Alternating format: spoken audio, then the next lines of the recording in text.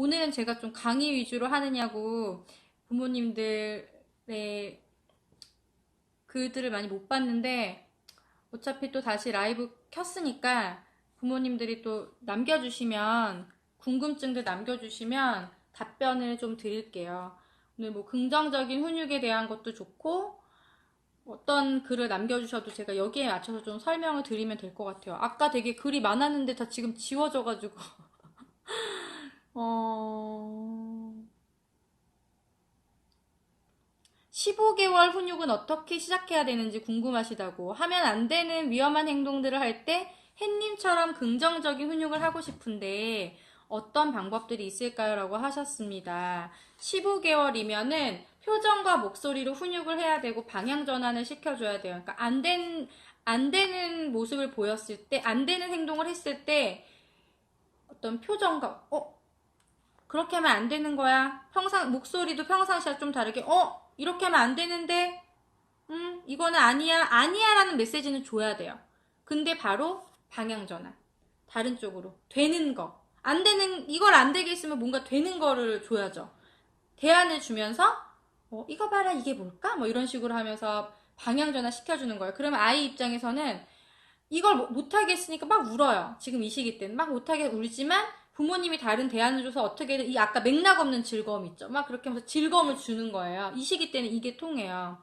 이때 뭐 너가 지금 잘못한 거 이건 안 되는 거야. 혼나는 거야. 막 이렇게 하는 게 안 통한다는 거죠. 그래서 방향 전환시켜서 맥락 없는 즐거움으로 막 즐거움을 줘요. 그러면 아이들은 세상에는 안 되는 것이 있구나라는 걸 막연하게 알게 되고, 그런데 내가 이거를 하고 싶었는데 못해서 슬펐지만 그래도 즐거운 게 있구나라는 걸 아이가 알게 되면서 부모님의 좀 신뢰가 높아지는 거죠. 안 되는 행동은 안 된다고 명확하게 얘기해주고, 되는 것에 있어서는 즐거움을 주기 때문에 아이가 더 부모님을 신뢰하고, 점점 이렇게 크게 되면 나중에 말로써 부모님이 대안을 줬을 때 선택할 확률이 높아집니다. 그런데 이런 게 없이 그냥 아이가 안 되는 행동을 했을 때 그냥 그 상황을 피하게 한다든지, 달래주면서 그냥 아이가 원하는 걸 하게 해준다든지, 이렇게 훈육을 하게 되면 햇님처럼 우리가 햇님처럼만 훈육을 하고 싶어요. 근데 바람도 필요한 거예요. 왜냐면은 다 밖에 나가서 만나는 사람들이 햇님처럼만 아이에게 얘기해주지 않거든요. 그래서 가끔은 단호한 훈육도 필요한데, 어쨌든 평상시에 이렇게 안 되는 행동을 할 때는 방향 전환을 시켜주면서 하시면은 좋을 것 같아요. 그리고 질문들이 좀 있었을까요? 5살 아이가 동생을 너무 미워하고 때릴 때도 많고, 동생을 미워하는 거를 미워하고 때릴 때 훈육하는 방법은, 훈육도 중요하지만 그 이전에 뭐냐면 동생이 밉지 않아야 돼, 아이 입장에서. 그렇죠. 미운데 엄마가 내가 때렸다고 나를 훈육해. 그러면 더 밉겠죠. 그렇다고 훈육을 안 할 수는 없잖아요. 그럼 어떻게 해야 되느냐? 결국에는 아이가 동생을 미워하지 않게 해야 되는데, 그러기 위해서 중요한 거는 내가 동생을 사랑할 수 있을 만한 여유를 가지게 해줘야 돼요. 그 여유는 뭐냐? 부모님의 사랑이죠. 부모님이 나를 1순위로 생각하고 나를 항상 우선적으로 생각한다고 아이가 생각한다면, 그 다음은 동생에게도 좀 여유롭게 동생을 바라볼 수가 있어요. 그래서 부모님이 1대1로 첫째 아이하고 보내는 시간이 있는지 한번 점검을 해보시고요. 아이가 동생을 지금 너무 미워한다고 했는데 어떤 내 물건을 뺏어가거나 방해해서 할 때만 그러는 건지, 아니면 아무 이유 없이 한 번씩 때린다든지 이런 건지 한번 보셔야 돼요. 그러면 아이가 생각하는 동생의 생각의 틀을 우리가 관찰을 해봐야 되는 거죠. 방해자로 생각을 하고 있는가, 아니면 엄마의 사랑을 빼앗아간 대상으로 생각하는가, 아니면 이 두 가지가 복합적인가, 거기에 따라서 좀 우리가 긍정적인 훈육, 동생이랑 같이 노는 게 더 재밌을 수 있어 라는 생각의 틀을 만들어줄 필요도 있고, 아이들한테는 각각 나는 너를 더 좋아해, 나는 사실 너가 1순위야 라는 걸 아이가 믿을 수 있게끔 만드는 그런 작업들도 사실 필요하거든요. 그래서 저희가 형제들 오면 형제 솔루션에서 가장 중요하게 얘기하는 게 1대1 대화고, 뭐 비밀, 선물 주기 뭐 이런 거 하거든요. 그런 걸 하면서 어떤 관계, 부모님과의 1대1 관계를 만들어가는 게 먼저 이루어져야 됩니다. 그 다음에 이제 훈육이에요. 조리원에 들어가야 하는데 떨어져 있기 너무 싫어해서, 이제 출산 예정일이신데 아빠하고 자거나, 자, 엄마랑 떨어져야 되는데, 그래서 아빠랑 지금 양치나 자는 걸 연습해야 되잖아요. 근데 엄마가 엄마랑 못하니까 이제 아빠랑 해야 되라는 메시지를 주면 아이는 더 아빠를 거부하게 돼요. 아빠랑 나랑 무언가를 하게 된다는 건 결국에는 엄마랑 나를 떨어뜨린다고 생각을 하거든요. 네. 제 생각에는 어머니는 아직 이제 예정일이 4일 남았어요. 4일밖에 안 남았구나. 좋은 방법은 아빠랑 둘이 하게끔 시키는 게 아니라 엄마랑 같이 하는데 아빠를 껴주는 거예요. 그래서 거부하지 않게 엄마랑 하는데 아빠가 있으니까 더 재밌게 상황을 만들어주는 거죠. 아빠가 있으니까 더 재밌다. 아빠가 노래를 불러주니까 더 즐겁다. 아빠가 잡아주니까 엄마랑 아빠랑 같이 잡아주니까 더 빨리 끝나네. 이런 식으로 엄마하고 아이랑 하던 거에 아빠를 끼워 넣어. 그 다음에 엄마가 없어지면 아빠랑 하던 그런 경험이 있으니까 그래도 아이가 지금 며칠 더 미리부터 했으면 좋았을 텐데 그래도 아빠랑 엄마랑의 즐거운 경험이 있으면은 그 아빠랑 뭔가 같이 하는 데 있어서 거부감이 덜하지 않을까라고 생각을 합니다. 네. 또, 네, 아까 그 부모님이 진짜 마음 읽기를 우선 해줘야 되는지 강하게 훈육해야 되는지. 동생을 때린 상황에서는 마음 읽기를 해줄 필요는 없어요. 동생을 때린 행동은 잘못된 거니까. 그때는 단호한 훈육을 해야 되는데, 마음 읽기는 어떤 일상적인 거죠. 엄마가 사랑을 주는 거는 평상시에 그냥 그 행동을 하지 않았을 때, 그 행동과 관계없는 다른 거에 있어서 아이가 동생을 미워하거나 또는 서운하거나 이런 것들이 상황들이 있을 거예요. 그리고 예측이 되잖아요. 그랬을 때 마이쮸 하나 더 주면서 또는 뭐 엄마가 특별히 시간을 마련해서 같이 놀이터 첫째만 데리고 가면서 이런 식으로 하면서 그때 첫째로서의 마음이 어떤지 엄마는 너를 생각하는 마음이 어떤지 이런 마음 있기를 문제 행동이 나타나지 않았을 때 하는 거죠. 일상적인 훈육, 그럼 긍정적인 훈육은 뭐냐? 일상적인 훈육은 그렇게 해서 내가 너를 얼마나 사랑하는지 마음을 읽어주는 거라면 긍정적인 훈육은 동생한테 어떤 양보하는 모습을 보였을 때, 동생이랑 사이좋게 지내는 모습을 보였을 때, 그때 이제 상호작용을 긍정적으로 해주는 게 긍정적인 훈육이 되겠죠. 네. 놀이터에서 친구들이랑 놀 때 규칙을 안 지키고 차례를 안 지키는 아이. 네. 놀이터에서 친구들이랑 놀 때 규칙을 안 지키는 아이면 집에서는 규칙을 잘 지키나요? 집에서는 규칙을 지킬 일이 없을 수도 있어요. 그쵸. 친구들처럼 이렇게 뭘 기다려야 하거나 이런 상황들이 집에서는 많이 없잖아요. 그러면 어떻게 해야 되냐면 이것도 마찬가지예요. 그 문제 상황에서만 규칙을 알려주고 기다리게 하려고 하면 평상시에 기다려본 경험이 없는 아이는 그게 너무 힘든 거예요. 그러니까 더 짜증이 나거든요. 그럼 집에서도 기다릴 수 있는 상황들을 만들어줘야죠. 엄마가 아이를 먼저 해줄 수 있어도 기다리는 상황을 만들어주는 거예요. 그래서 뭐가 있을까? 뭐 음식 같은 경우도 간식을 줄 때도 아이가 좋아하는 간식이지만 뭐 아빠부터 준다든지 이런 식으로 하면서 기다렸을 때 어떤 더 즐거움이 있는지를 집에서부터 항상 제가 말씀드리는 거는 밖에서 일어나는 일들을 집에서도 경험해야 돼요. 어떻게 밖이랑 집이랑 똑같아요? 물론 다르죠. 하지만 비슷한 것을 만들어줄 수 있어요. 예를 들면 지금 기다리지 못하는 거잖아요. 규칙을 지키지 못하는 거잖아요. 놀이터처럼 친구들이랑 미끄럼틀을 기다려야 되는 상황은 집에 없지만 집에서 기다리는 상황을 만들어주는 거예요. 장난감 코너에서 막 뒤집어지게 울어요. 그럼 이건 뭐냐면 내가 원하는 것이 있을 때 그것을 꼭 가져야 하는 아이의 욕구가 있는 거예요. 내 욕구에 충족이 안 됐을 때 아이가 분노하는 거거든요. 그러면 집에서도 내 맘대로 안 되는 상황에서 아이가 훈육을 해봐야 된다는 거예요, 아이를.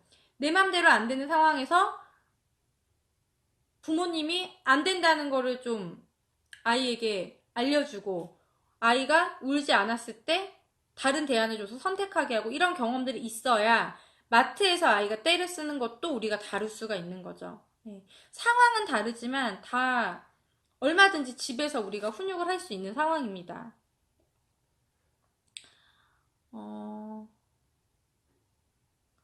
욕심이 있는 것 같아요. 6세 아이가 선물을 주려고 똑같은 거 사서 친구들한테 주자고 하면 알았다고 하고 막상 친구를 만나면 다 가지고 싶다고 한다고요.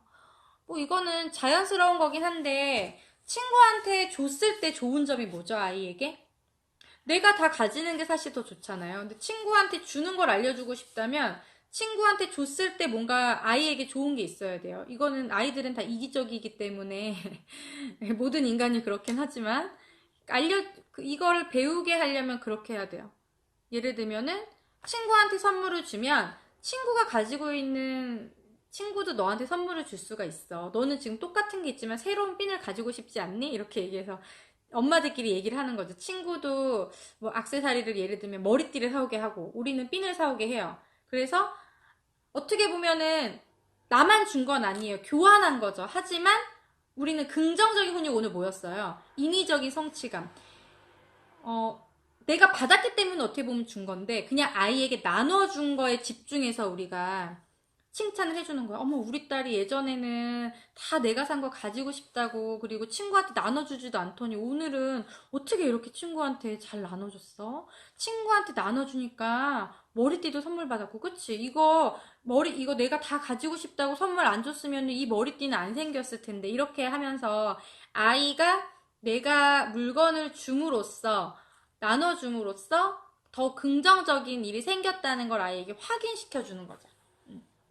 그렇게 하면서 다음번에는 그러면 친구랑 어떤 걸 나눠볼까? 어떤 걸 나눠줘 볼까? 이야기하면서 그 다음에는 이제 내가 그 친구한테 뭘 받지 않더라도 칭찬받은 경험이 있으면 내적 동기가 상승하면서 아이가 내가 칭찬을 위해서, 내가 뿌듯함을 느끼기 위해서도 그런 친사적인 행동들을 보일 수가 있습니다.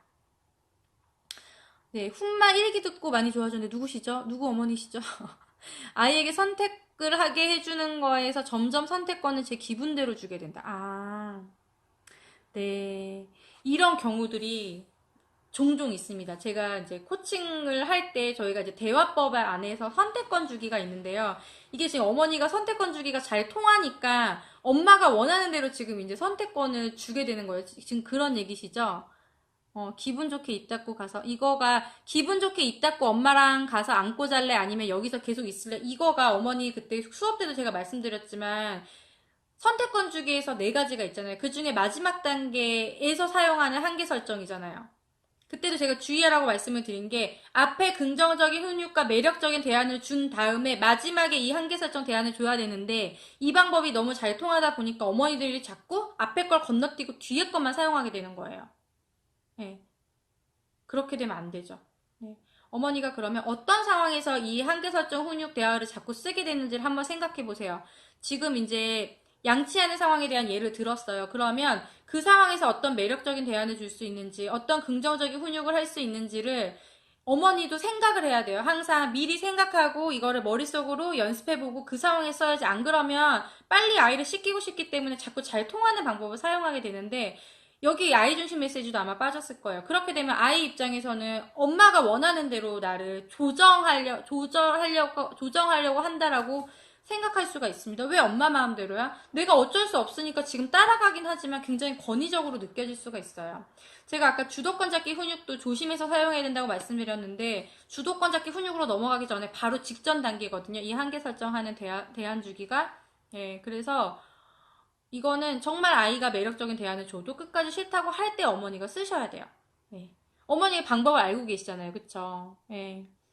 그러면 내가 왜 자꾸 아이한테 예전처럼 이렇게 찍어 누르는, 어머니 표현대로 찍어 누르는 왜 내가 훈육을 하고 있지라고 걱정하지 말고 방법을 알고 있잖아요. 배우셨잖아요. 그러면 긍정적인 훈육과 아이중심 메시지와 매력적인 대안을 주는 거, 예외적 훈육상은 없는가, 이런 것들을 우리 워크북에 있던 걸 적어보시는 거예요. 적어보고 그거를 해보는 거죠. 그래서 5일 중에 또 내가 하루 이틀만 매력적인 대안을 줘서 성공했고 나머지는 한계 설정을 했더라도 우리는 긍정적으로 생각해야 되니까 어디에 집중하냐. 내가 매력적인 대안을 줘서 성공했던 그 이틀에 집중하면서 자꾸 내가 실패했던 거, 내가 자꾸 한계 설정이 사실 실패도 아니고요. 자꾸 그 부분에 집중하는 게 아니라 더 잘했던 거, 내가 노력했던 거, 거기에 집중하면서 내일 또, 오늘은 그렇게 못했으면 내일 해봐야지. 이렇게 생각하면서 그 긍정적인 훈육을 사용해서 부모님이 성공하는 경험들을 많이 늘려나가야 됩니다.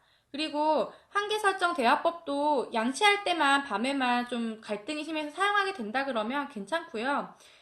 평상시에 다른 부분에서 엄마가 생색내기도 잘 하고 있고 한다면 괜찮습니다. 그러니까 너무 걱정하지 마시고, 아이가 그리고 그렇게 해서 어쨌든 엄마가 원하는 대로 움직였어요. 그 다음에 아이의 기분이 어떤지를 한번 보셔야 돼요. 아이가 삐져 있거나 뭐 엄마한테 엄마 마음대로 해 이런 이야기를 평상시에 한다거나 이러면은 좀 잘못된 방향으로 흘러가는 거지만, 아이가 양치를 하고 나서 기분 좋게 엄마랑 책도 읽고 마사지도 하고 그렇게 잠든다고 하면 그렇게 크게 걱정할 부분은 아닌 것 같습니다. 네. 그리고 33개월 아빠한테 무조건 함부로 하거나 장난만 해요. 평소 아빠는 전혀 아이와 같이 할 시간이 없고 주말에만 지낸다. 이거는 아버님은 단호한 훈육으로 가기는 좀 힘들어요. 그러면 일상적인 훈육을 해야 되는데, 일상적인 훈육은 얼마든지 즐겁게도 할 수가 있고, 어떤 거라고 보시면 되냐면, 아이가 어려움을 요청할 때 부모님이 도와주는 훈육을 아빠들이 많이 해야 돼요. 아빠가 어떤 지금 함부로 대하고 장난칠 때 같이 장난만 치기 때문에 지금 친구 같은 역할만 하고 있는 거거든요. 근데 어떤 친구가 돼야 되냐면, 친구인데 좀 아는 게 많은 친구. 좀 내가 어려운 게 있을 때 부탁하면 들어주는 친구. 그런 친구가 돼야 돼요. 그것부터 시작을 하셔야 될 것 같습니다. 네. 그리고 막 소리 지르고 버릇없이 굴 때는 지금 아빠가 훈육이 안 되기 때문에 어머니가 개입해서 훈육을 하시고요. 마무리로 가서 아빠에게 아빠한테 소리 지르지 않을게요. 아빠랑 놀고 싶어서 그랬어요. 라는 식으로 이제 마지막 멘트를 해서 아빠가 그래 그러면 다음엔 그러지 말자라고 얘기해서 마무리할 수 있게끔 어머니가 어머니의 권위로 아빠의 권위를 높여주는 거예요. 그렇게끔 접근을 하셔야 될 것 같아요. 지금 뭐 주말에만 잠깐씩 만나는데 훈육을 하기가 쉽지 않을 것 같고, 또 무엇보다 중요한 건 아빠가 의지가 있어야 되는데 어머니가 이렇게 이야기를 해도 잘 안 될 가능성이 있어요. 그럼 이렇게 그런 도움을 주는 훈육부터 시작을 하면은 좋을 것 같습니다. 동생이 큰아이 말이나 행동을 잘 따라주면 예뻐하고 귀여워하는데, 생각과 다르게 하면 미워라는 짜증낸다고요. 동생이 평상시에는 예뻐하는데, 동생을 평상시에는 이뻐하는데 내 말과 다르면 미워라고 얘기를 한다. 자, 미워 안 놀아라고 얘기했을 때 아쉬운 사람이 누구일까요? 마찬가지예요. 미워 안 놀아라고 얘기했을 때 아이에게 어떤 아쉬운 상황이 생겨야 돼요. 미워 안 놀아 그러면 동생이 울고 동생이 막 놀고 싶어 한다든지 이렇게 되면은 아이 입장에선 그게 나의 무기가 되기 때문에, 어떻게 얘기할 수 있을까? 안 놀아라고 얘기하면, 그래, 정말 안 놀 거야? 엄마는 둘이 같이 놀면은 이거 블록놀이 해주려고 했는데, 그래, 그러면은 동생이랑 놀기 싫으면 어쩔 수 없지 뭐. 그럼 엄마랑 놀고 있을게. 동생이랑 같이 놀고 싶을 때 얘기해. 뭐 이런 식으로. 내가 동생이랑 안 논다고 밉다고 얘기했더니 뭐야, 내가 좀 더 손해보는 것 같잖아. 이런 생각이 들으면 아이가 뭐야, 이런 느낌이 들 거예요. 그럼 주도권 있다 엄마한테 오거든요. 그럼 그때 얘기를 해주는 거예요. 그럼 같이 놀고 싶어? 같이 놀고 싶으면 동생한테 미워라고 얘기하면 안 되는 거지. 지금 너는 동생이 미운 게 아니고 네가 하고 싶은 대로 동생이 안 해줘서 그런 거지. 그런데 동생이 하고 싶은 것도 있고 우리 딸이 하고 싶은 것도 있는 거야. 하고 싶은 게 다를 때는 따로따로 놀아도 돼. 근데 그럴 때 밉다 그러고 싫다 그러면 다음번에 같이 놀 수 있을까? 엄마가 같이 놀아줄 수 있을까? 이렇게 얘기하면서 부모님이 전하고 싶은 가치를 전해주면 좋을 것 같습니다. 네. 또, 많이 또 오셨네요. 5살 여아인데 조금만 마음에 안 들거나 속상하면 울기부터 합니다. 소리 지르기부터 합니다. 네. 기분이 안 좋고. 소리 지르고 기분이 안 좋다고 해도 소리를 지르면 되나요? 기분이 안 좋아하면 마음을 읽어줄 수 있어요. 근데 그 행동이 기분이 안 좋다고 소리를 지르거나 공격적으로 나온다면 그 행동을 우리가 공감부터 해주면 안 돼요. 그러면 아이 입장에서는 내가 뭔가, 나의 행동을 지지받는 느낌을 받거든요. 네. 아이가 여기서 중요한 거는 뭐를 마음에 안 들어 하는지가 중요해요. 뭘 마음에 안 들어 하는지. 뭐 때문에 속상했는지 이유가 있거든요. 그거에 대해서 얘기를 해야 되는 거죠.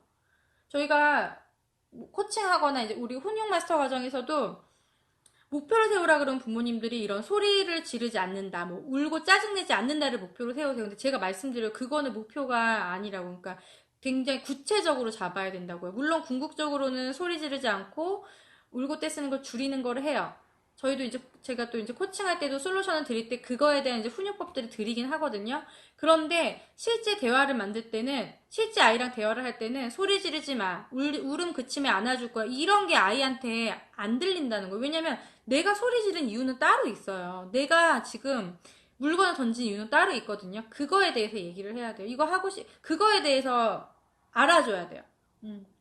뭐 이거 뭐 블록하고 싶어? 뭐 간식 먹고 싶었어? 그래서 소리 지른 거야? 뭐가 왜 짜증이 난 거야? 뭐 예를 들면 또 뭐가 있을까? 동생이 이거를 무너뜨려서 그런 거야? 이런 식으로. 어쨌든 그 짜증이 발생하게 된 이유에 대해서 아이랑 대화를 하고 거기에 대해서 읽어줘야 되는 거지요. 뭐 아이가 소리 지르고 했다고 해서 속상해 한다고 해서 그거를 그냥 단순히 공감해줘서는 안 됩니다. 안아서 달래서는 절대로 안 되고요. 이런 행동을 보일 때는. 네. 마지막에 안아서 달래주고 마음을 읽어주는 마지막이고, 마지막에도 그냥 아무 말 없이 이렇게 안아주는 게 아니에요. 부드럽게 똑같은 메시지를 반복하면서 안아줘야 돼요. 화가 나서 물건을 던진 거지. 근데 물건을 던지면 돼, 안 돼? 맞아, 안 되잖아. 물건 던지면 망가지면 누구만 속상해. 그래. 우리 아들이 속상한 거지. 누구 장난감이? 아들 장난감이지? 그렇게 던지면 안 되는 거야. 안 돼서 속상했구나, 안 돼서 하고 싶었구나가 아니에요. 네가 어떻게 해야 된다는 행동을 부드럽게 표현하면서 안아주는 겁니다. 이거를 오해하시고 부모님들이 뭐 훈육이 끝난 다음에 안아주고 속상했어? 그래, 엄마도 화내서 미안해서 이런 식으로 끝내요. 근데 이거는 훈육의 마무리가 잘 되는 게 아닙니다. 또 몇 가지만 시간이 많이 지나서 제가 한 세 가지 정도만 답변을 더 드릴게요.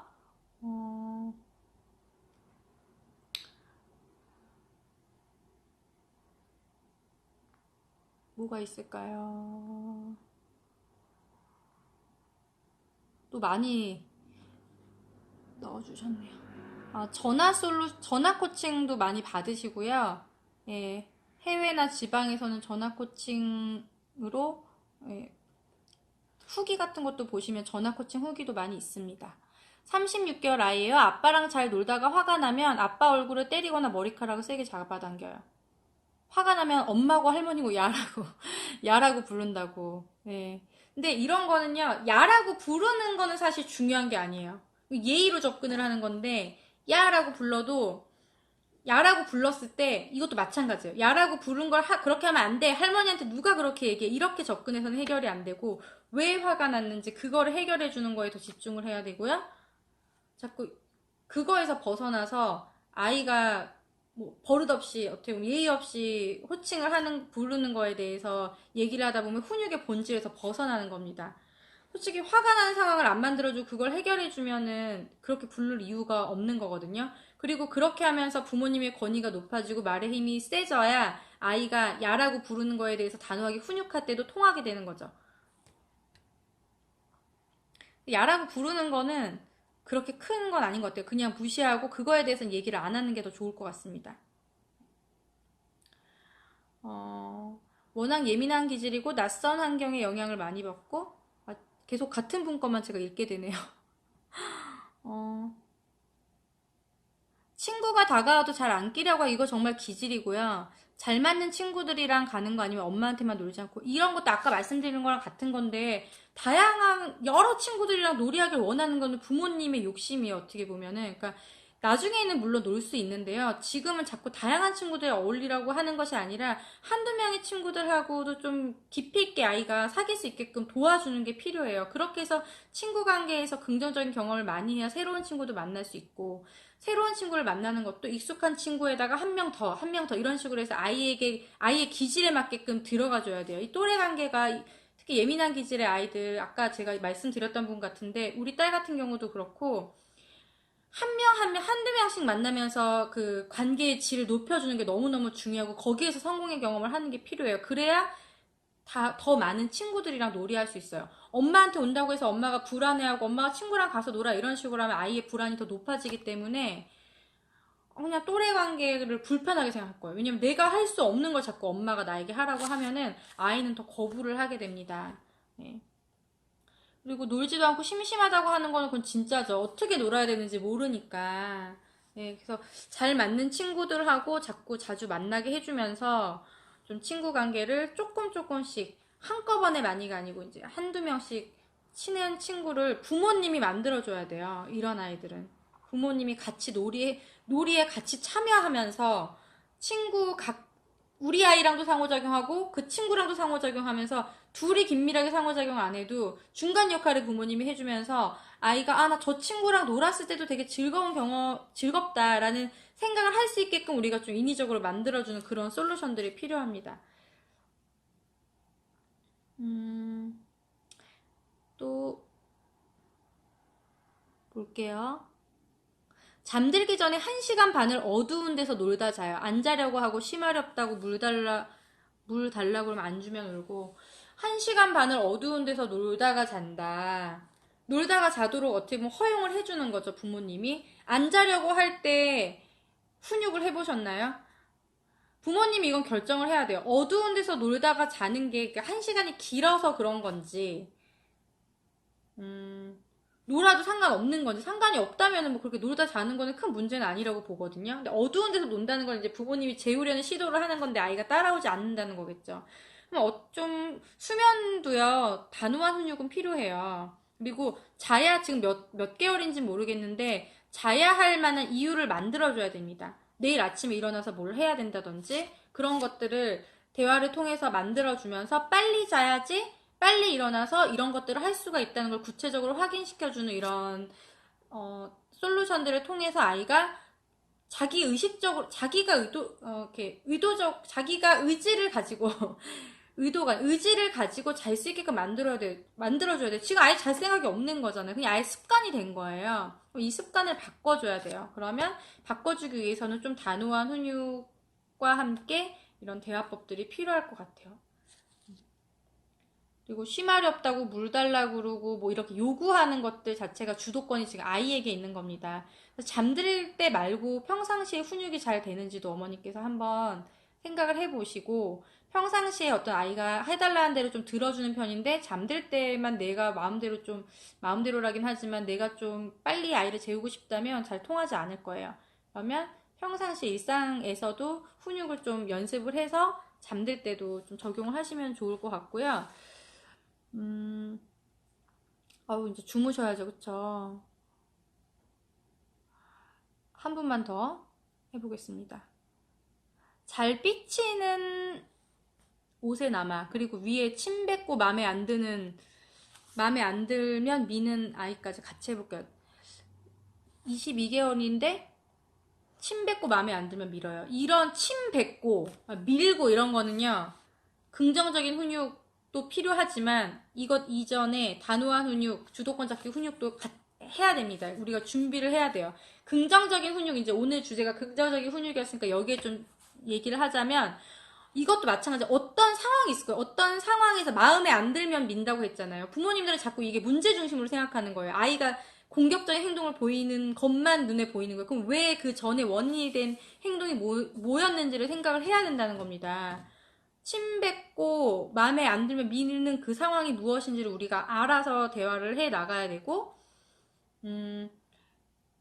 어떤 행동으로 바꿔줄 수가 있을까요? 마음에 안 들 때 부모님에게 말하고 내가 이렇게 하고 싶어요라고 얘기하고 뭐 주세요라고 부탁을 한다든지 안 돼요 도와주세요라고 말하는 그런 것들인데 그런 상황들을 인위적으로 만들어주는 거예요. 아이가 화나지 않았을 때, 아이가 욕구가 크지 않을 때, 뭐 예를 들면은 아이가 화내지 않고 막 그림을 그리는데 뭐가 잘 안 그려져. 색칠이 뭐 잘 안 돼. 진하게 하고 싶은데 근데 아직 짜증은 안 났어요. 그러면 엄마 도와주세요 하면 엄마가 진하게 나오게 해줄 수 있을 것 같은데 뭐 이렇게 하면서 도와주세요. 아이가 표현 안 해도 엄마 도와주세요. 그래. 그러면서 엄마가 이렇게 해볼까? 어머 이렇게 하니까 잘 되네. 이런 상황들을 만드는 거예요. 도와주세요라고 얘기하니까 엄마 이게 안 돼요라고 얘기하니까 더 좋은 일이 생기네. 이제 이게 긍정적인 훈육 방법이죠. 그런데 아이가 뭔가 안 됐을 때 침을 뱉거나 밀거나 이런 행동을 한다면 이걸 단호하게 표현하는 거예요. 마음에 안 든다고 지금 크레파스 안 나온다고 지금 짜증내는 거야? 침 뱉은 거야? 침 뱉으면 크레파스가 그려져? 22개월이니까 이거는 조금 어려울 것 같고 침 뱉으면 안 돼. 엄마가 해줄 거야. 해주세요 하는 거야. 해주세요 해야지 해줄 거야. 아이가 말할 수 없어도 이렇게 할 수 있어요. 말할 수 없어도 해주세요 하면은 아이가 요라고 하든지 쭈라고 하든지 이렇게 그냥 음절로만 표현해도 그렇게 하는 거야. 잘했어. 이런 식으로 하면서 아이가 다른 행동을 했을 때 이제 칭찬해주고 강화시켜주는 방법을 좀 단호하게 가셔야 됩니다. 22개월이면은요, 긍정적인 훈육만으로는 안 돼요. 긍정적인 훈육 물론 필요하지만, 네. 그리고 제 생각에는 침 뱉고 이 정도까지 지금 나온다는 거는 아이가 굉장히 욕구가 불만이 많은 거예요. 그러니까 내가 평상시에 원하는 게 있을 때 안 된다는 얘기를 많이 들었거나 아니면 부모님이 왜 안 되는지 아이가 어리니까 설명 안 해주고 그냥 뭐 뺏어버린다거나 아니면은 위험한 상황에서 그냥 들어서 옮긴다거나 이제 이런 상황들이 많이 있었다면 아이가 좀 이렇게까지 공격적인 행동들을 보이죠. 그리고 침 뱉고 이랬을 때 부모님이 좀 당황하셨을 거예요. 그런 걸 아이가 학습했기 때문에 뭔가 화가 나거나 이러면 더 침을 뱉고 하는 모습들이 보일 거예요. 우리 딸도 뭐 제가 싫은 소리 하면 괜히 크 이렇게 하면서 침 모으는 소리를 내요. 뱉지는 절대 못하죠, 제 앞에서. 근데 뭐야 지금 침 모은 거야? 이러면은 아니 맨날 이러거든요. 그러니까 뭔가 내가 화나는 거에 대해서 표현하는 방법을 지금 모르기 때문에 그래서 다른 쪽으로 이제 우리가 바꿔줄 필요가 있고 네, 그렇습니다. 잘 삐지는 아이, 삐지는 상태가 길어지는 경우가 있어요. 삐진다는 거는 뭔가 욕구 해소가 안 된 거죠. 훈육이 끝난 게 아니에요. 구석에 가서 혼자 있으면 혼자 두면 안 되고요. 가서 아이가 원하는 게 뭐 있을 거란 말이에요. 삐졌다는 건 뭐예요? 내가 원하는 게 있는데 그 내 마음을 알아주지 않았고 그렇다는 거죠. 그거를 내가 해결해 줄 거라는 걸 아이랑 얘기해야 되는데 달래고 설득하고 이런 것이 아니라 상황에 따라 다르겠지만 이쪽으로 와봐. 엄마는 할 얘기가 있어. 오게 해야 돼요. 안 오면 그래 알았어. 아쉬운 쪽은 또 아이가 되게. 그런데 엄마는 너가 지금 속상해하는 것 같아서 얘기하고 싶은데 그래서 엄마가 그거를 좀 해주고 싶은데 하고 싶으면 얘기해 알았어. 좀 기다려는 줘요. 하지만 계속 아이가 혼자 감정을 추스릴 때까지 기다리는 게 아니라 계속 이런 식으로 이야기를 하면서 엄마가 너에게 관심이 있고 나는 너의 어떤 욕구를 해소시켜 줄 수 있는 사람이다라는 메시지를 줘야 되고 계속 같은 말인데요. 왜 삐졌는지. 그 욕구를 읽어주면서 얘기하면 아이가 협상 테이블로 나오거든요. 지금은 내가 원하는 걸 들어주지 않고 안 된다고 하고 뭔가 원하는 대로 안 되고 있으니까 그냥 삐진 척을 하는 거야. 알아달라고. 그럼 아이가 원하는 이야기를 꺼내서 선택권을 줘서 결국엔 마무리를 해야 되죠. 지금 훈육이 마무리가 안 됐기 때문에 아이가 삐지는 겁니다. 네.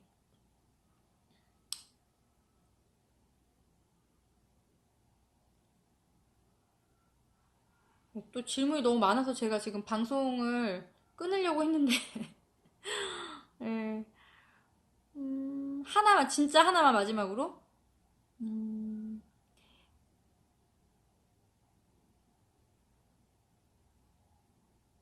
때리고 싫어라는 단어를 하루에도 100번 이상 하며 아이가 화가 나면 엄마 나가라는 단어를 씁니다. 아이 행동이 왜 공격적인지 모르겠다고 하셨는데요. 음, 아이의 공격성의 이유는 굉장히 다양해요. 제가 이제 양육 코칭을 하면서 부모님들의 이제 양육 태도들을 검사를 해보면, 원인이 다양한데, 아이들의 행동들마다 그 양육 태도를 보면 패턴이 같아요. 그러니까 우리가 이제 또 코칭을 통해서 고칠 수가 있는 거죠. 다 상황들이 비슷하니까. 예를 들어서 이 공격성이 부모님한테 나타나는 경우는요, 훈육이 잘 안 되는 경우입니다. 부모님은 평상시에는 좀 허용적이고 아이가 정말 안 되는 행동을 했을 때만 훈육을 하니까 허용적이라는 게 부모님이 스스로 내가 허용적인지 잘 몰라요. 이제 검사를 해보면 나오거든요. 그러니까 안 되는 행동은 왜냐면 단호하게 훈육을 한다고 생각하기 때문에 내가 허용적이라고 생각을 안 하는데 뭐라고 표현해야 되냐. 이거 제가 그 36개월 이전에는 훈육금지라는 영상을 만든 게 있어요. 유튜브에. 그걸 보시면 여기 자세히 설명이 되어 있는데 그냥 위험하거나 남에게 피해를 주지 않는 행동을 제외하고서는 아이에게 많은 자유를 주면 아이는 내가 허용받는지를 몰라요. 그냥 그거는 당연한 건 줄 알고 문제 중심으로 정말 안 되는 행동을 했을 때만 훈육하면 아이가 분노가 일어납니다.